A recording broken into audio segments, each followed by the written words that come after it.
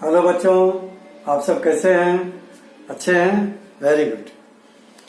बच्चों, आज हम लोगों का जो चैप्टर चल रहा है मैग्नेटिक इफेक्ट ऑफ करंट, उसका फोर्थ पार्ट है, यानी चौथा पीरियड चलेगा। चौथे पीरियड में हम लोग जनरेटर की बात करेंगे। जनरेटर की बात करने से पहले आपको बताएंगे जनरेटर की डिस्कवरी किसने किया और बड़े सिंपल तरीके से उसका प्रिंसिपल क्या है उसकी बात करते हैं। पहले बच्चों, सबसे पहले एक साइंटिस्ट हुए माइकल फैराडे। माइकल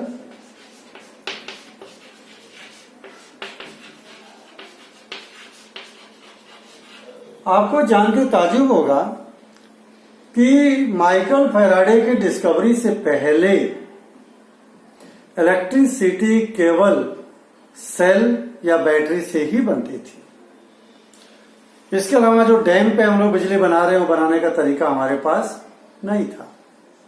केवल केमिकल रिएक्शन करा करके, बैटरी में केमिकल रिएक्शन होती है, उससे करंट जनरेट होती है।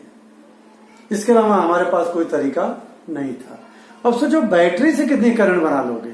छोटा मोटा काम कर सकते थे। लेकिन जब माइकल फैराडे ने अपना डिस्कवरी लाए, उसके बाद से एकदम से पूरे विश्व में क्रांति आ गई। सब तरफ लाइट ही लाइट हो गई, यानी सबको बिजली मिलने लग गई। माइकल फैराडे ने बहुत सिंपल से बात करके, उन्होंने खेलते खेलते मैग्नेट और तार के बीच में खेलते खेलते उन्होंने इलेक्ट्रिसिटी की डिस्कवरी कर दी। क्या कहा उन्होंने? मान लीजिए कोई कंडक्टर है, अब हमको यहां करंट जनरेट करना है। जो कंडक्टर की बात हम यहां करेंगे, केवल कंडक्टर बोलेंगे। और मोटर वाले केस में बोल रहे थे हम लोग करंट कैरिंग कंडक्टर। यहां क्या बोलेंगे? कंडक्टर। उसमें करंट होना जरूरी नहीं है, करंट बाद में अपने आप जनरेट हो जाएगा। माइकल फैराडे ने यह कहा कि अगर मान लो कोई हमारा मैग्नेट है, यू शेप मैग्नेट है, सपोज करो मेरा थंब नॉर्थ पोल है और ये सारी अंगुलियां साउथ पोल हैं, उसमें कोई ऐसा एक वायर ला करके अगर आप मैग्नेटिक फील्ड लाइन किधर से किधर जा रही है? North to south. ये magnetic field line north to south. इसके परपेंडिकुलर कोई वायर आप ऐसे ऐसे लाएं, देखिए परपेंडिकुलर हो रही है ना, मैग्नेटिक फील्ड लाइन इधर और वायर इधर। अगर आप ऐसे ऐसे रोटेट करेंगे, इसको इसमें मूव करेंगे, तो नेचुरली इस मैग्नेटिक फील्ड के वजह से इसमें करंट इंड्यूस हो जाएगी, करंट प्रोड्यूस हो जाएगी। किसमें? कंडक्टर में। When we move a conductor perpendicular to the magnetic field, then current is produced, current is induced in the conductor. बच्चों, जब किसी के प्रभाव से कोई काम हो तो उसको इंड्यूस वर्ड यूज करते हैं, ठीक है? प्रोड्यूस की जगह क्या करेंगे? इंड्यूस। फिर से सुने, when we rotate a conductor perpendicular to the magnetic field, चाहे ऐसे करें चाहे ऐसे करें, ऐसे भी कर सकते हैं, ऊपर नीचे भी कर सकते हैं, परपेंडिकुलर हो रहा है, ठीक? तो क्या होगा? इसमें करंट जनरेट हो जाएगी। तो सिंपल सी बात कहा उन्होंने, यही है जनरेटर का प्रिंसिपल। मैं जनरेटर क्या उसकी डिफाइन बाद में लिखूंगा, पहले मैं प्रिंसिपल लिखता हूं यहां पे।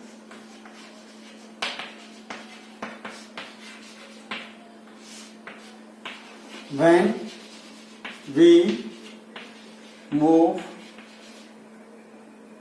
conductor perpendicular to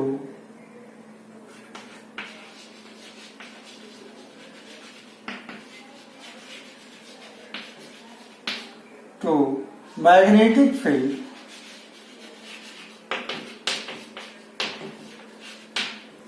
then current is induced in the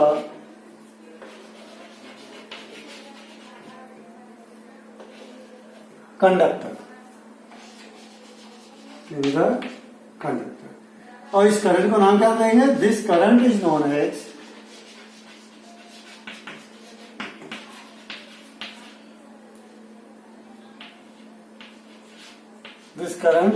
as induced current.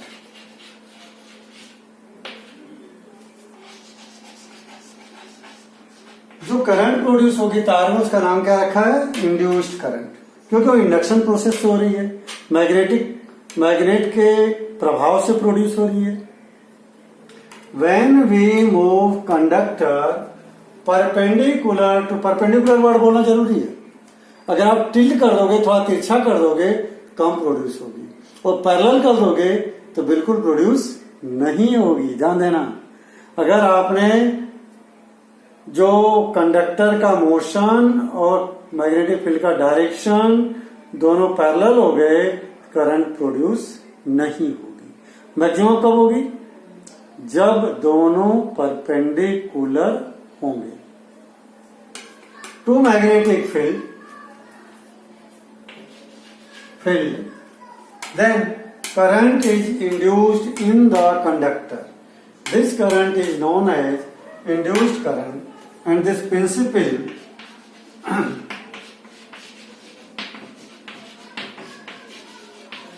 is known as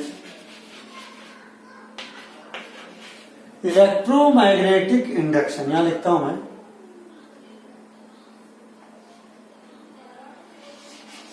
electromagnetic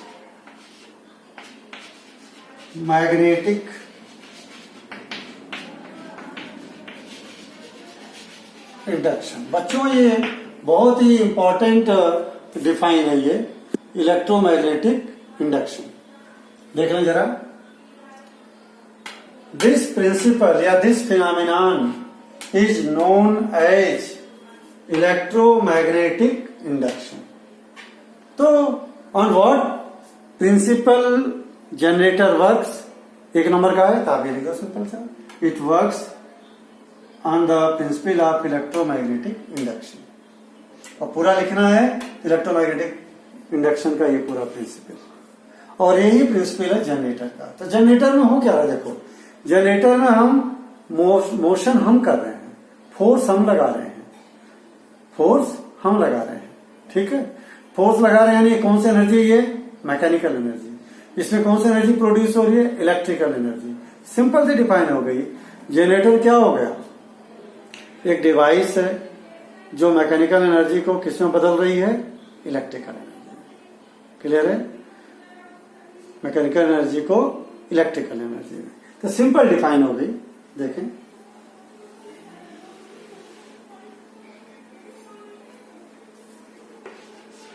it is a device which convert mechanical energy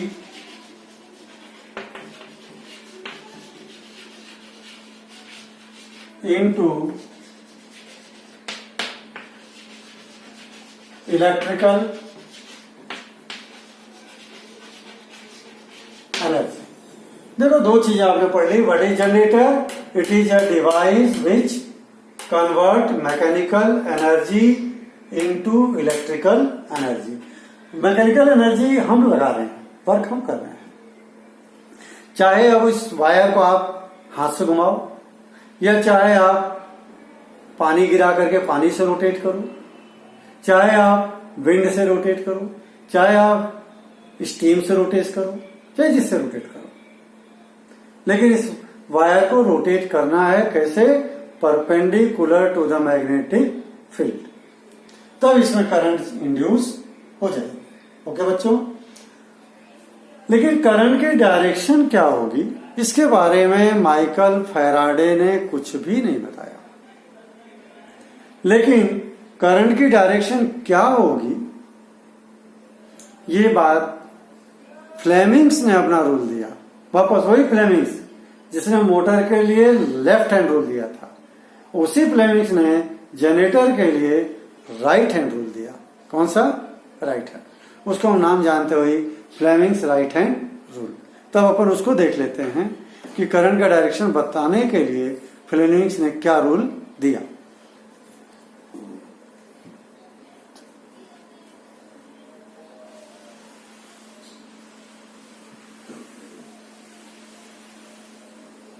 अब ये बात आपके दिमाग में अच्छे से बैठ जाना चाहिए कि फ्लेमिंग्स का जो लेफ्ट हैंड रूल था वो मोटर में अप्लाई होता था क्या पता करने के लिए? Direction of force. और फ्लेमिंग्स का राइट हैंड रूल जो है जनरेटर में अप्लाई होगा क्या पता करने के लिए? करंट। तो अपन लिखते हैं Fleming's right hand rule.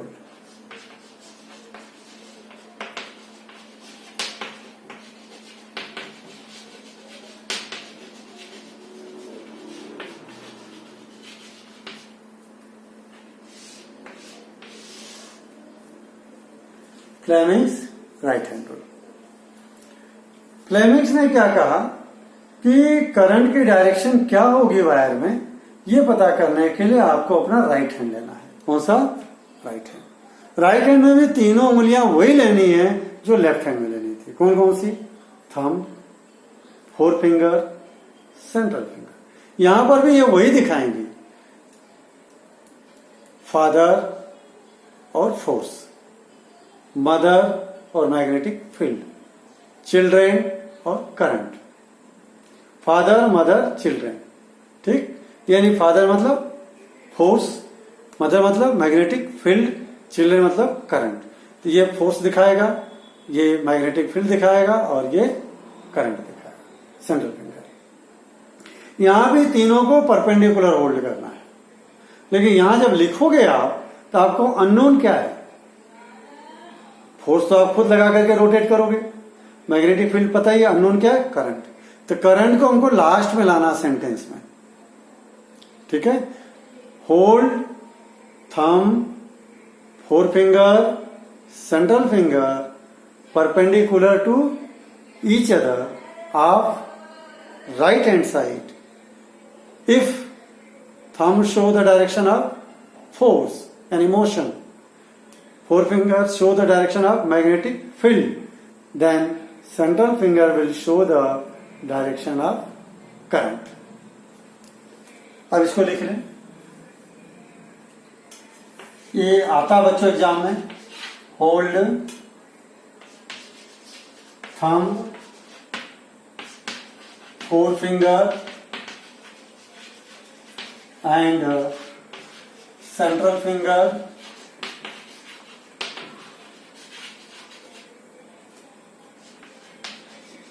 perpendicular to each other of right hand. If thumb show direction of motion, motion बोले या force, and four finger shows the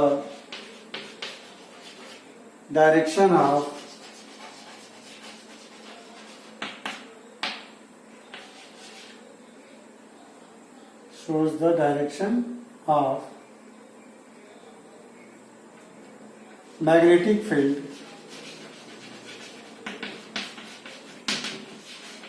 then अब यहां से लिखना, then जो चीज अननोन है, then central finger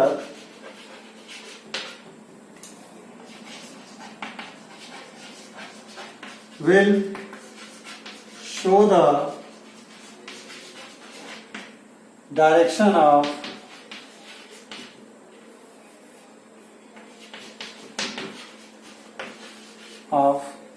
induced current. कौन सा? induced current.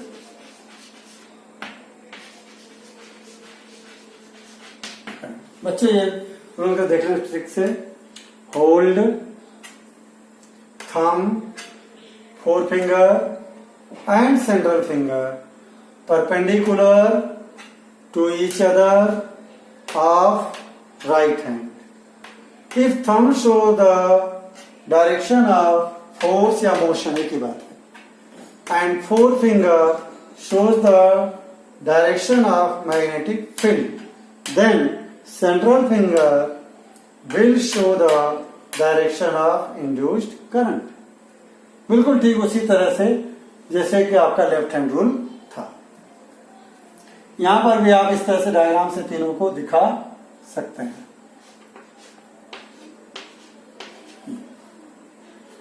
ये मैग्नेटिक फील्ड, करंट और ये फोर्स, तीनों एक दूसरे के परपेंडिकुलर होने चाहिए। अब हम लोग देखते हैं कि जनरेटर में काम कैसे करता है।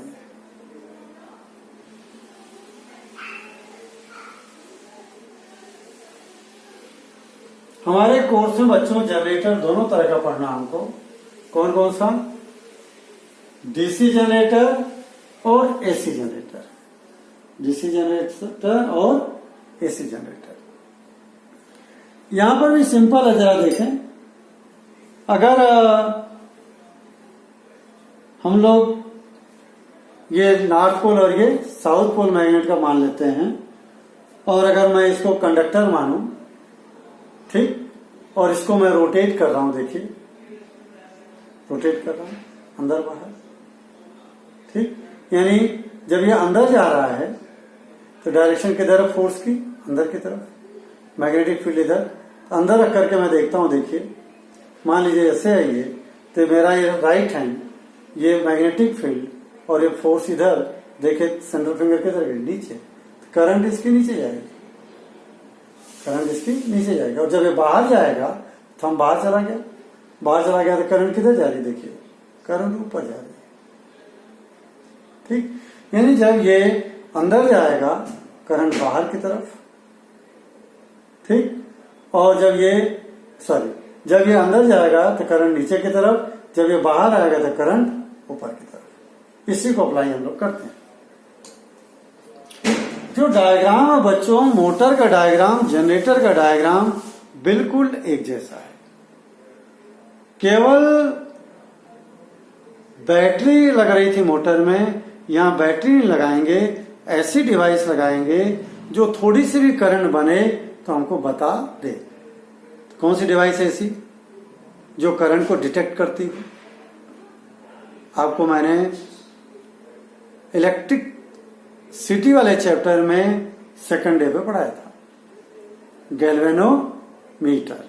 Galvanometer is a device which detect the presence of current। तो अपन डायग्राम देखते हैं। यहां पर भी वैसे ही मान लीजिए ये नॉर्थ पोल और ये साउथ पोल, ये यू शेप मैग्नेट है। तो मैग्नेटिक फील्ड किधर से किधर हो गया? North to south, MF magnetic field. Same वैसे यहां पर भी आर्मेचर लगाएंगे। यहां भी आर्मेचर का रोल वही होगा, टू एनहेंस द,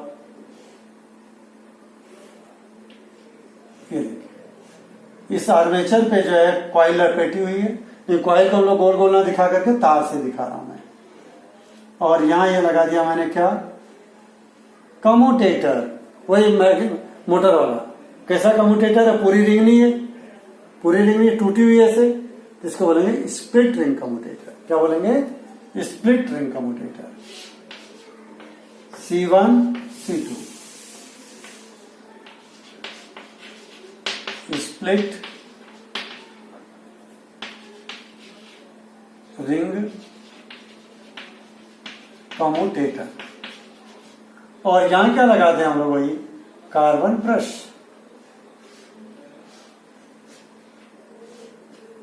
B1 और B2, ये क्या हो गया? Carbon brush.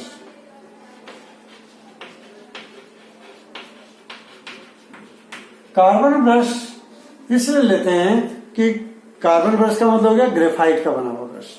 ग्रेफाइट स्मूथ होता है, इसलिए जब ये कम्यूटेटर और ब्रश आपस में रगड़ खाएंगे, देखिए कम्यूटेटर तो चलता रहता है, ब्रश यही फिक्स रहता है, कम्यूटेटर ऐसे ऐसे ऐसे ऐसे चलेगा तो कार्बन ब्रश को टच करेगा। देखिए टच कर रहा है, ये मान लीजिए कम्यूटेटर है, ये कार्बन ब्रश है, जब ये आएगा इसको छुएगा तब करंट चलेगी इसमें। टच करता है केवल, चिपके हुए नहीं है, अटैच नहीं है, टच करता है केवल। ठीक है, अगर दोनों मेटल का ले लोगे तो बहुत तेज की आवाज होगी फ्रिक्शन की, जिससे मोटर बहुत ज्यादा आवाज करेगा। इसलिए काय का लेते हैं कार्बन ब्रश, ग्रेफाइट का, जिससे आवाज कम हो। कार्बन ब्रश को हमको जोड़ना है किससे? देखना, यही गलती बता रहा हूं, बच्चे करते हैं अक्सर।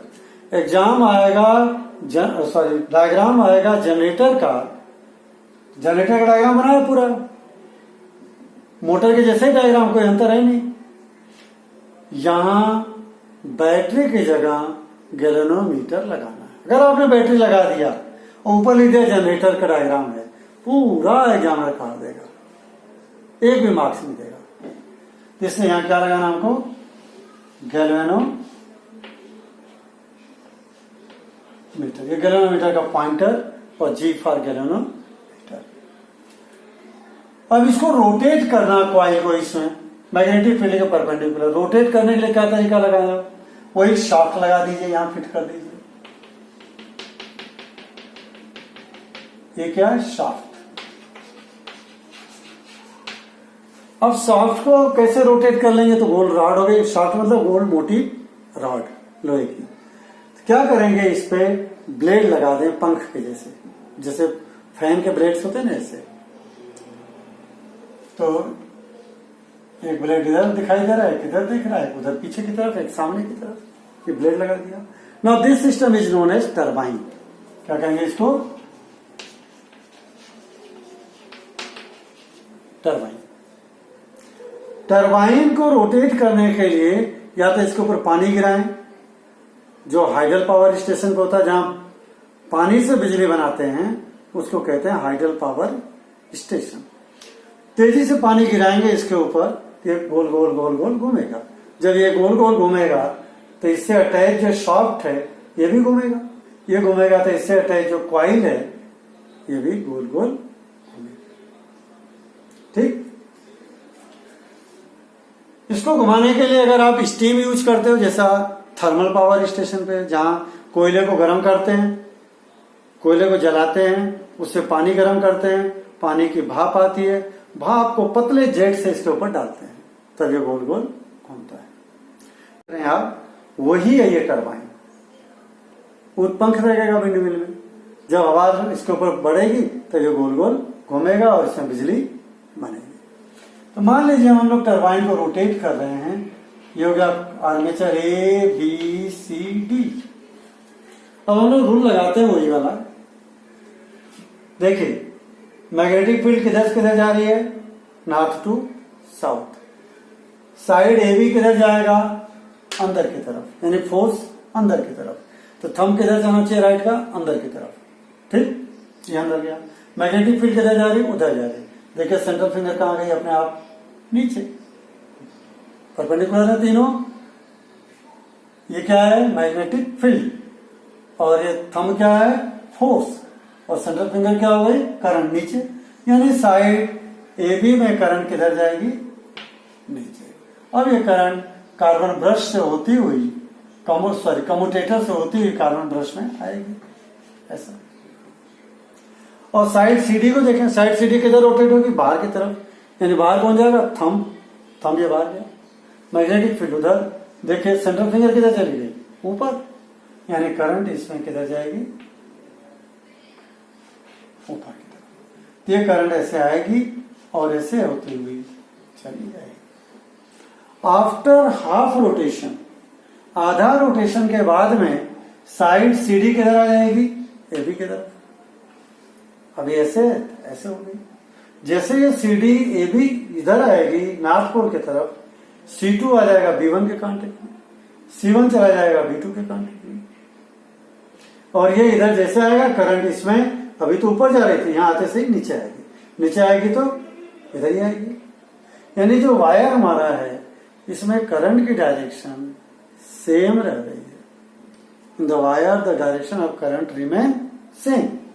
सो this generator is known as DC generator, direct current generator. ये डायग्राम हो गया बच्चों D direct current generator, short में इसको DC generator, direct current generator. Direct current generator में यानी करंट कंटिन्यू मिले एक ही डायरेक्शन में, करंट का डायरेक्शन बदल नहीं रहा है, इलेक्ट्रॉन इसी डायरेक्शन में रोटेट मूव हो रहे हैं। ठीक, तो वर्किंग में आप खुद लिखोगे सिंपल तरीके से, when we rotate turbine with the help of moving water, steam or wind, then AB goes inside and CD comes outside. Then current flows B to A and D to C on applying Fleming's right hand rule. And we tap the current in the wire in the same direction. After half rotation, CD comes towards North Pole and AB comes towards South Pole. Then again in CD, current flows from D to C. जैसे ये side इधर आएगी, इसमें भी D से C की तरफ current flow होगा, और जब इधर फ्लो होगा तो देखिए ये C2 भी तो यहाँ आ जा रहा है, यहाँ जा रहा है, तो जब ये इधर आएगा तो नीचे करंट आएगी, तो इसमें हमेशा नीचे ही मिलेगी। बस ये ध्यान रखना कि ये ए बी जो है C1 के कांटेक्ट में है, सी डी C2 के कांटेक्ट में, सी डी C2 में आएगी, सी डी जो है यानी C2 जब B के तरफ आएगा, B1 के तरफ, करंट इधर ही मिलेगी।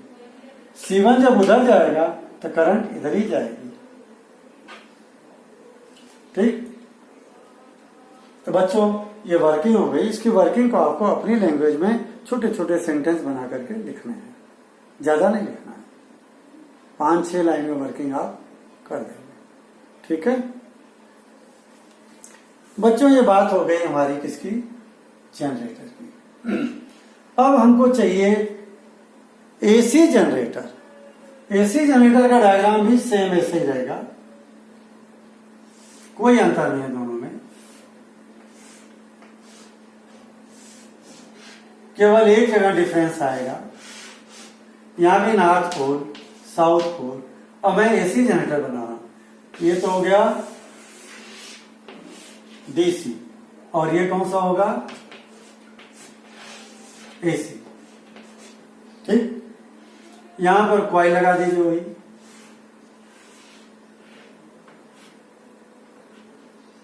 यहां देखें खास करके ये जो आ रहा है, अभी कंप्लीट रिंग से जोड़ना है आपको।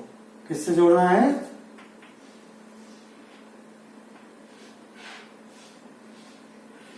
Complete ring. ये रिंग जो है देखिए पूरी है, पूरी ये जो, अब ये कहलाएगा C1। क्या कहलाएगा, कम्यूटेटर C1। और जो दूसरी साइड है उस कम्यूटेटर C1 में से होता हुआ वायर आएगा, ऐसे टच नहीं करेगा, इसके अंदर रोटेट हो सकता है। तो मैं यहां पर इसके अंदर डॉट से दिखाता हूं, ये dot,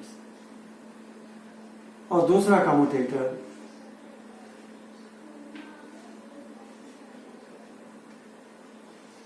C2। Carbon brush B1 यहां लगा दीजिए, कार्बन ब्रश B2 यहां लगा दीजिए, और यहां पर भी वही गैलेनो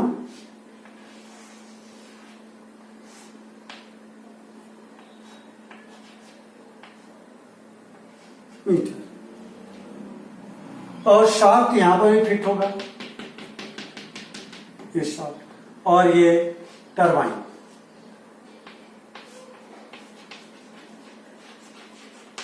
और ये टी फॉर टरबाइन, ये टरबाइन। अंतर क्या हुआ दोनों डायग्राम में देखें, यहाँ कम्यूटेटर आधी रिंग इसके लिए थी, आधी रिंग इसके लिए। यहाँ कम्यूटेटर कंप्लीट रिंग इसके लिए, कंप्लीट रिंग इसके लिए। इसको बोलते हैं हम लोग स्लिप रिंग कम्यूटेटर।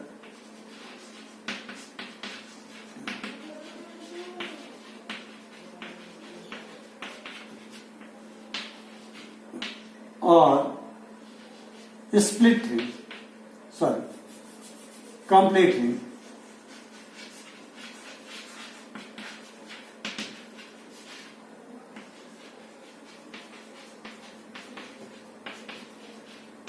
दोनों नाम दे, दोनों में से कोई भी नाम यूज कर सकते हैं।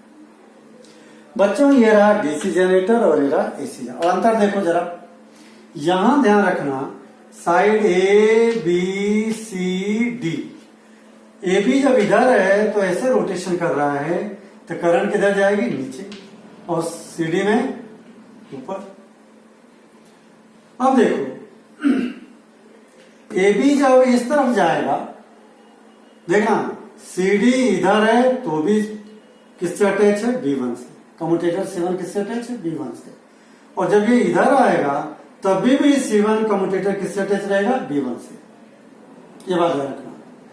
साइड CD चाहे इधर रहेगी तो भी B1 से जुड़ी रहेगी, इधर रहेगी तो भी B1 से जुड़ी रहेगी। मान लो अभी साइड इधर है तो करंट किधर जा रहा है, इसमें ऐसा। जैसे अब ये इधर आएगी तो इसमें करंट किधर जाएगा, नीचे, नीचे जाएगा, नीचे जाएगा यानी किधर जाएगा, इस तरफ, करंट की डायरेक्शन ऐसा। और यहां पर क्या हो रहा है, यहां पर जो है करंट ऐसे थी और जैसे ऐसे रहा था ऐसे हो गई। फिर से जैसे ही ए बी जब उधर जाएगा करंट उल्टी हो जाएगी। तो बच्चों ये यहां पे जो वायर में इलेक्ट्रॉन है, they will not move in the same direction. एक ही डायरेक्शन में इलेक्ट्रॉन मूव नहीं कर रहे हैं। देखें सीडी जब इधर था इलेक्ट्रॉन किधर गया, इस तरफ। जैसे सीडी इधर आया इलेक्ट्रॉन किधर गया, इस तरफ। ये मैंने एरो लगा रखा, देखिए जरा ठीक से, ये ठीक है। जब सीडी इधर था तो इलेक्ट्रॉन इधर गया, सीडी जब इधर आया तो इलेक्ट्रॉन इधर गया, फिर से सीडी उधर जाएगा तो इलेक्ट्रॉन उधर, फिर से सीडी इधर आएगा तो इलेक्ट्रॉन इधर। इसलिए यहां का इलेक्ट्रॉन अपनी जगह पे क्या करेगा, ओसिलेट करेगा। Electron will not move, electron will oscillate. खास डिफरेंस यही है सबसे बड़ा। डीसी जनरेटर में वायर के अंदर इलेक्ट्रॉन मूव करते हैं, but in AC generator electron do not move, they oscillate eight their place. अपनी जगह पर वो ओसिलेशन करते हैं। अब ओसिलेशन से क्या होगा, उनकी जो इलेक्ट्रोमैग्नेटिक वेव्स जनरेट हो रही हैं वो उस वायर के सरफेस पे चलेंगे। कौन, इलेक्ट्रोमैग्नेटिक वेव्स। तो जैसे इलेक्ट्रॉन होंगे उनके जो वेव्स बन रही हैं, मैग्नेटिक वेव्स, वो चलेंगे किसके ऊपर, सरफेस पे। तो डीसी में करंट जो है वायर के अंदर चल रही है क्योंकि इलेक्ट्रॉन अंदर चल रहे हैं। एसी में इलेक्ट्रॉन चल नहीं रहे हैं, करंट चल रही है, लेकिन कहां चल रही है, वायर के सरफेस पे। किस फॉर्म में चल रही है, in the form of electromagnetic waves. तो बच्चों ये दोनों का डायग्राम हो गया, दोनों में डिफरेंस हो गया। देखिए बेसिक डिफरेंस क्या है जनरेटर में, यहाँ पे स्प्लिट रिंग कम्यूटेटर हो रहा है, यहाँ pay slip ring. Split ring commutator का रोल मैंने कल लिखवा दिया था आपको, it keeps the direction of current same. और इसका उल्टा ये क्या करेगा, स्लिप रिंग कम्यूटेटर क्या करेगा, change the direction of current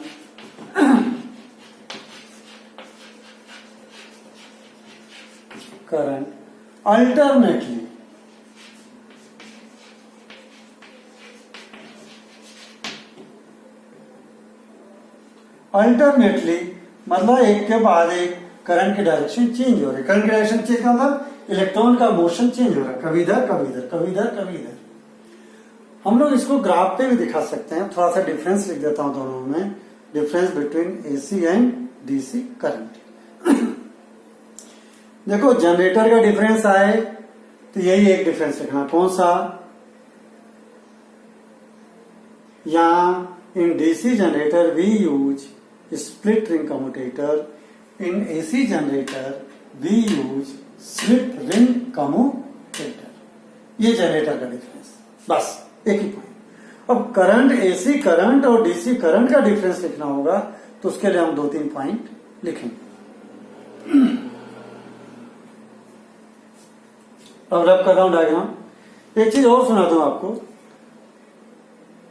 wire में जब चल रही है तो इलेक्ट्रॉन चलेंगे तो उनकी काइनेटिक एनर्जी लॉस होगी, वेव्स चलेंगे तो ज्यादा एनर्जी लॉस नहीं होगी। तो पावर हाउस से जो करंट बनती है वो हम लोग कौन सी करंट लाते हैं? AC current. हमारे यहाँ कौन सी करंट जनरेट होती है? AC current. तो एसी करंट जब चलती है तो वायर के सरफेस पे चलती है, इसलिए वो लॉस कम होती है और वेव्स के फॉर्म में चलती है। और डीसी करंट में लंबी दूरी चलने पर करंट लॉस ज्यादा होती है।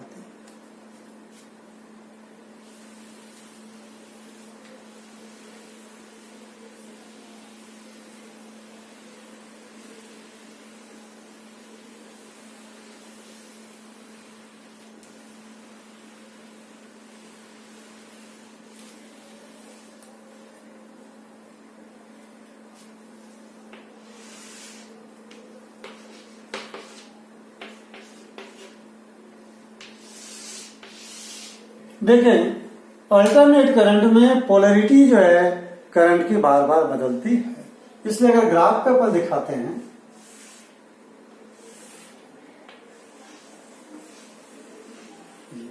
और डीसी को ग्राफ पे दिखाना है straight line,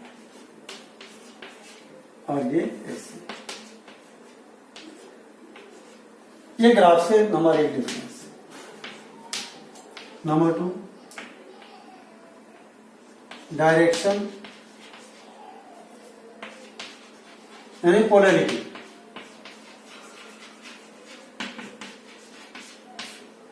change, alternative,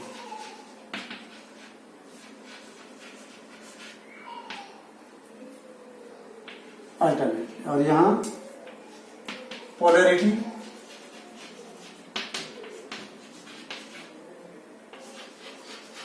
does not change. AC more harmful है,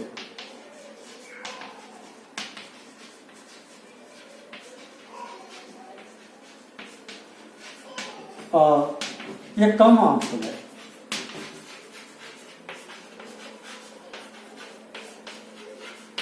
और ये लॉस कम होती है।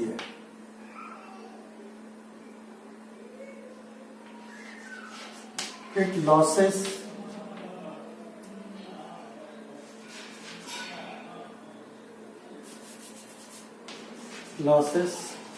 less on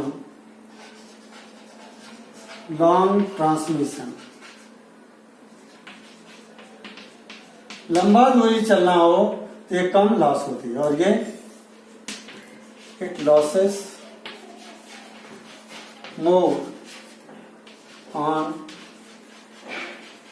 long transmission.